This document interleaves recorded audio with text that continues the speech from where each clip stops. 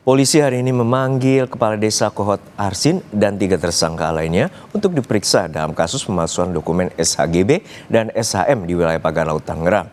Pemeriksaan merupakan pemeriksaan pertama pasca keempatnya ditetapkan sebagai tersangka. Selain Kades Kohot, 3 tersangka lainnya yang diperiksa hari ini ialah Sekretaris Desa Kohot, Ujang Karta, dan 2 penerima kuasa berinisial SP dan CE.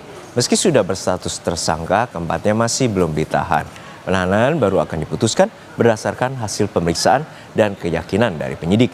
Sebelumnya, Kades hingga Sekdes Kohot ditetapkan sebagai tersangka usai gelar perkara pada Selasa lalu.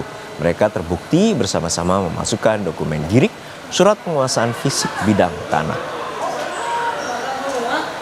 Informasi terkini kita segera menuju Barreskrim Polri. Sudah ada jurnalis Kompas TV Edwin Chan dan juru kamera Jan Ivan Prapta. Edwin, untuk saat ini selain kepala desa dan 3 perangkat desa Kohot yang dijadwalkan untuk diperiksa, apa saja poin dari pemeriksaan dan apakah ada pihak lain yang juga akan turut diperiksa oleh penyidik Barreskrim Polri? Selamat siang Juno dan juga saudara. Jika ditanya terkait dengan adanya penambahan tersangka yang akan ikut diperiksa pada hari ini, jawabannya masih menunggu konfirmasi dari pihak Ditipidum Barreskrim Polri. Namun dari informasi terakhir yang kami terima dari Dirtipidum, Direktur Tindak Pidana Umum dari Barreskrim Polri, di situ ada Brigjen Pol Juhandani Raharjopuro menyatakan memang hari ini akan berfokus pada 4 orang ini saja. Dan apakah akan ada potensi penambahan tersangka? Masih dibuka probabilitasnya karena memang penyidik masih terus melakukan galian data pun menyocokkan antara pemeriksaan yang nanti akan dilakukan dengan temuan-temuan bukti-bukti yang sudah dikumpulkan sebelumnya. Nah, Juno dan saudara, pada hari ini 4 orang akan diperiksa, yakni di Kades Kohot Arsin, Sekdes Kohot, Ujang Karta, dan 2 penerima kuasa berinisial SP dan CE, yang dimana mereka di dalam dugaannya melakukan pemalsuan data dan juga dokumen yang terkena pasal 263 KUHP tindak pidana pemalsuan surat, 264 KUHP tindak pidana pemalsuan akta autentik, lalu dilanjutkan juga 266 di sini memasukkan data palsu pada akta autentik, jungto pasal 55 sampai 56 melakukan membantu atau ikut melakukan perbuatannya. Nah, penetapan tersangka keempat orang ini ditetapkan setelah gelar perkara seperti yang kita ketahui bersama pada 18 Februari 2025 maksud kami. Nah, ditemukan dokumen girik, surat penguasaan fisik bidang tanah, hingga surat kuasa permohonan sertifikat dari warga, pun ada juga surat untuk pernyataan tidak bersengketa. Nah, lalu ada pula dokumen-dokumen yang mengatasnamakan nama-nama dari memang langsung dari warga Kohot. Nah, ini yang memang menjadi perhatian kita bersama dan juga yang menjadi bukti kuat penetapan tersangka pada keempat orang ini, karena memang ditemukan surat-surat ini dari rentang Desember 2023 hingga November 2024 yang berujung buntutnya ada pada rilis dan juga diresmikannya sertifikat hak milik sebanyak 260 sertifikat atas nama warga Desa Kohot.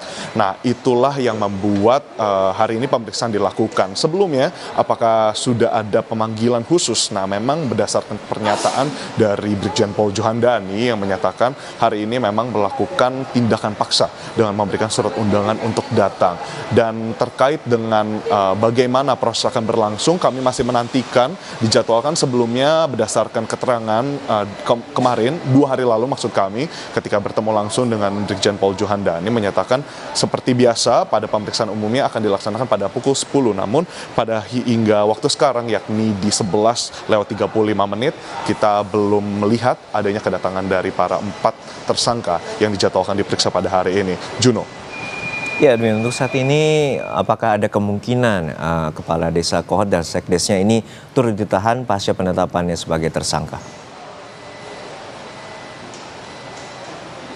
Pasca penetapan sebagai tersangka akan dilakukan pemeriksaan oleh penyidik sebagaimana yang telah saya jelaskan tadi, ada penyelarasan data karena memang dari pernyataan Barreskrim Polri sendiri, saksi pun juga 4 tersangka ini memberikan keterangan yang berbeda-beda dan saling tunjuk-menunjuk. Nah, ini yang memang mengindikasikan potensi yang begitu tinggi mereka ditahan setelah melakukan pemeriksaan, karena ada 3 poin bagaimana yang memampukan mereka untuk menjadi yang ditahan nantinya, yakni adalah potensi melarikan diri, yang dimana sebenarnya sudah diantisipasi.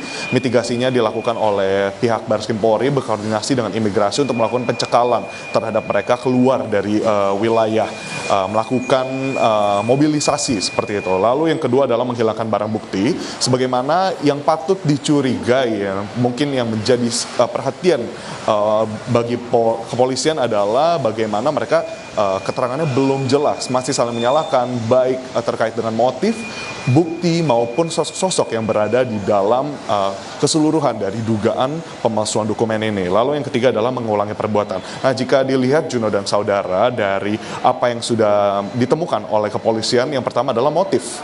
Nah, motif dari keempat tersangka ini memang ditemukan adalah motif ekonomi, yakni untuk meraup keuntungan. Tapi keuntungan ini jumlahnya berapa banyak? Lalu rekening siapa saja yang dipakai, pun siapa saja sumber uang atau apa saja sumber uang ini, itu yang masih akan diperiksa nantinya dan ditanyakan saat pemeriksaan. Berikutnya adalah dalang atau otak kepala di balik perbuatan ini. Siapa yang membantu, pun siapa yang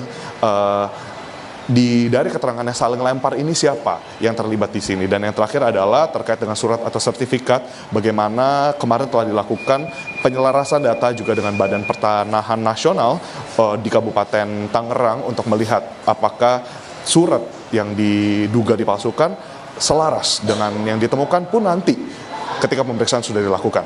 Juno. Baik, kita harapkan pengusutan tuntas dan juga kita dapat mengetahui bagaimana pagar laut ini sempat kontroversi, dan kita harapkan polisi juga dapat mengusut siapa aktor intelektual dari pagar laut di perairan Tangerang, Banten. Terima kasih Edwin Jan dan Jan Ivan Prapta dari Baris Krim Polri.